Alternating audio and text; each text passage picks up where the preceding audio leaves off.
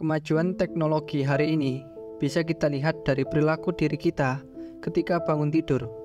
Ponsel adalah benda pertama yang selalu kita cari hanya untuk melihat jam berapa dan notifikasi yang masuk. Lebih dari itu, kadang kita membuka ponsel hanya untuk mengecek sosial media, Instagram, TikTok, dan WhatsApp. Hanya untuk melihat berapa pesan masuk dan mendengar kabar baru dari hiruk-pikuk dunia hari ini. Perkembangan teknologi telah mempermudah berbagai aspek kehidupan manusia, sekaligus merubah gaya hidup dan perilakunya. Halo semuanya, selamat datang di channel Daya Dorong. Pada video ini, saya ingin membahas secara singkat mengenai disrupsi teknologi. Disrupsi teknologi adalah perubahan sistem teknologi digital secara fundamental, yang mana teknologi digital atau robot mampu mengubah peran dan menggantikan pekerjaan manusia. Apalagi saat ini, sistem kerja pada komputer mampu berpikir layaknya manusia, sehingga dapat memberikan layanan secara cepat dan praktis. Contohnya AI atau kecerdasan buatan. AI telah menjadi salah satu bidang paling menonjol dalam perkembangan teknologi sampai hari ini.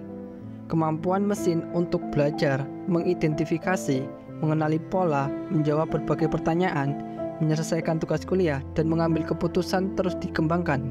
Hingga disebut-sebut oleh orang-orang bahwa teknologi ini akan banyak mengambil alih pekerjaan manusia. Contoh dari teknologi AI adalah ChatGPT. Mundur beberapa tahun ke belakang ketika para penulis masih menggunakan mesin ketik yang memiliki kekurangan. Jika kita salah menulis, maka tidak dapat dihapus seperti komputer.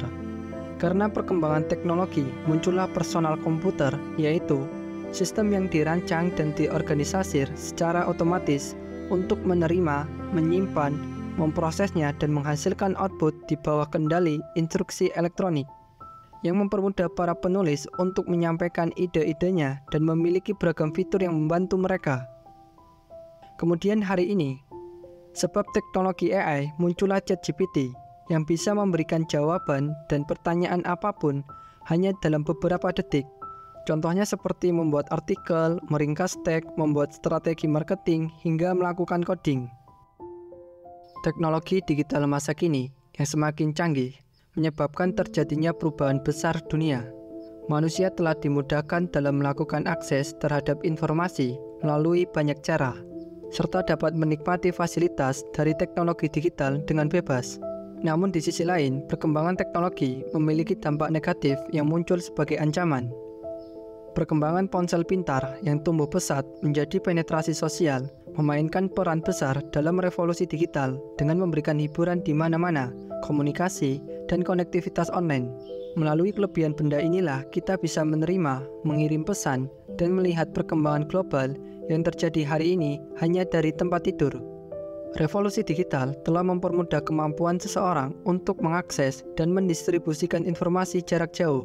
Contohnya, hanya dengan rebahan di tempat tidur, dengan posisi rumah saya di Sumatera, saya dapat melihat, mengetahui, dan mendengar apa yang sedang terjadi hari ini di Pulau Jawa. Bahkan lebih jauh lagi jaraknya antar benua, saya masih bisa mengakses informasi terbaru tentang sesuatu yang lagi tren di Amerika Serikat. Pegiat media sosial senantiasa update dan berbagi informasi setiap saatnya dengan frekuensi tinggi. Media sosial dijadikan media alternatif untuk melihat perkembangan apa yang sedang hangat diperbincangkan, dan menjadi wahana interaksi pengguna satu dengan yang lain dalam menanggapi sebuah isu terkini. Di balik kemajuannya, era teknologi digital menyimpan berbagai potensi dan dampak negatif yang bisa merugikan manusia. Kemudahan segala pekerjaan dengan berbagai aplikasi dan teknologi justru menjadikan seseorang semakin lebih sedikit bergerak, aktivitas fisik semakin berkurang, muncul kemalasan, dan dapat muncul berbagai penyakit seperti obesitas dan yang lainnya. Survei menunjukkan total pengguna sosial media hingga awal tahun 2020 mencapai 3,8 miliar orang, dan umumnya didominasi oleh orang yang berusia 18 hingga 29 tahun.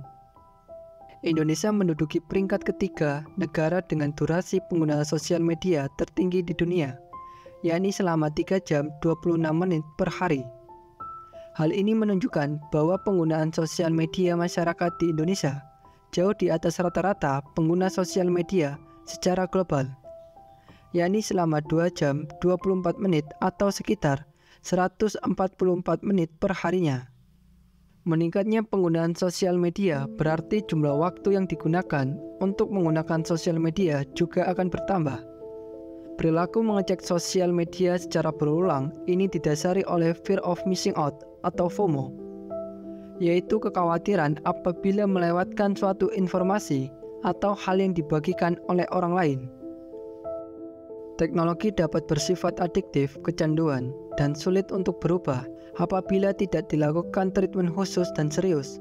Muncul yang namanya nomophobia, yang merupakan ketakutan bila peralatan digital seperti ponsel ketinggalan, selalu memeriksa ponsel setiap beberapa menit, dan kebergantungan pada charger. Bahkan merasa ketakutan dan stres bila baterai lemah atau mungkin sinyalnya tidak maksimal.